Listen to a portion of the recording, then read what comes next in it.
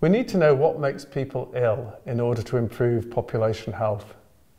Most importantly, we need to be able to reliably identify changeable causes of ill health in order to intervene to improve health.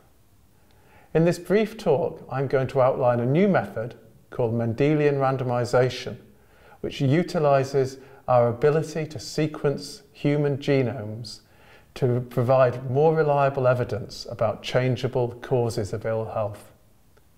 But before I do that, I need to mention what is wrong with conventional approaches. This newspaper headline, "Processed meat is to blame for 1 in 30 deaths." We're used to stories like that all the time. This is based on an observational study, and it was shown that indeed people who ate more processed meat didn't have higher death rates. But we all know that people who eat more processed meat differ in lots of other ways from people who don't. They're more likely to smoke more, for example. They might be more likely to be obese. And it could be those factors which lead to the increased mortality risk, not eating the processed meat itself. In epidemiology, we refer to this as confounding. Or this headline, "Got high blood pressure, have a drink or two." Now, I do have high blood pressure, and I like a drink or two. Should I follow this advice? The problem is that when people are ill in any way and go to the doctor's going to tell you to drink less. So it could be that the disease and the identification of disease leads to people drinking less, rather than that drinking alcohol improves things.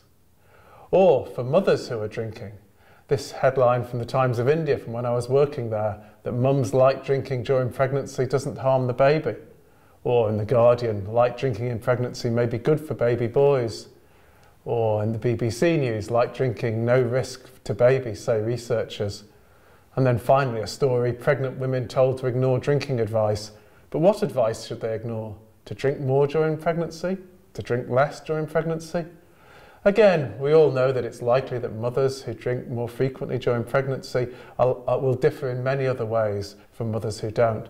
Indeed, in the studies that are reported here, the mothers who drank more frequently during pregnancy were likely to have higher educational attainment and to have healthier lifestyles more generally.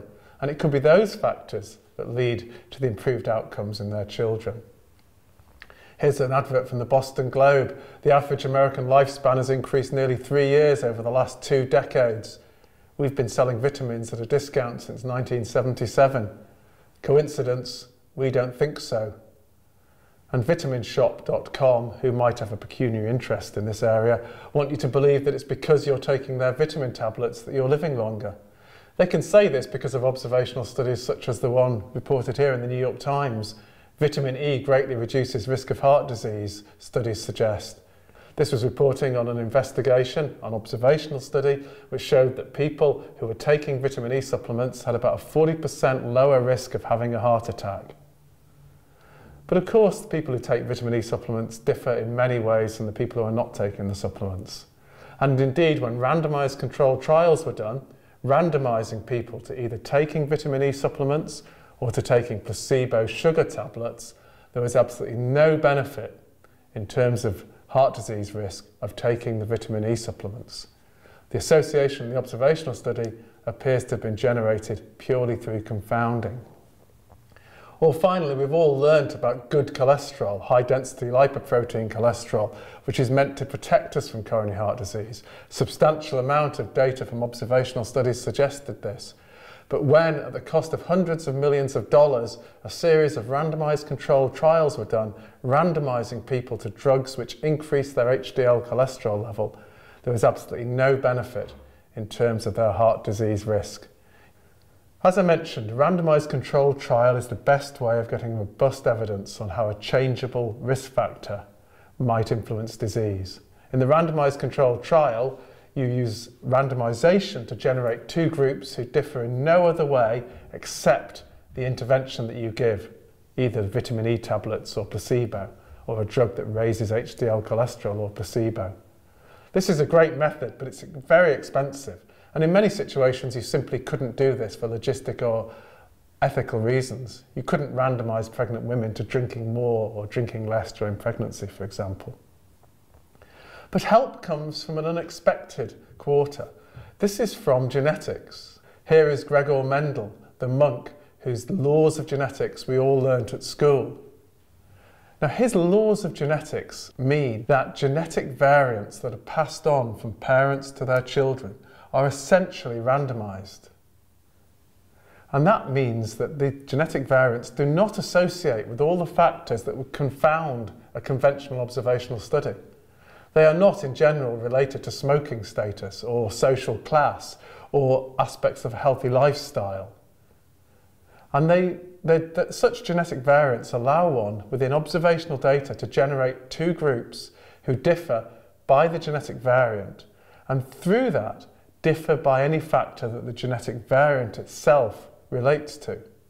So, for example, there are genetic variants which relate to drinking more or less alcohol, and the genetic variants that relate to having higher or lower HDL cholesterol.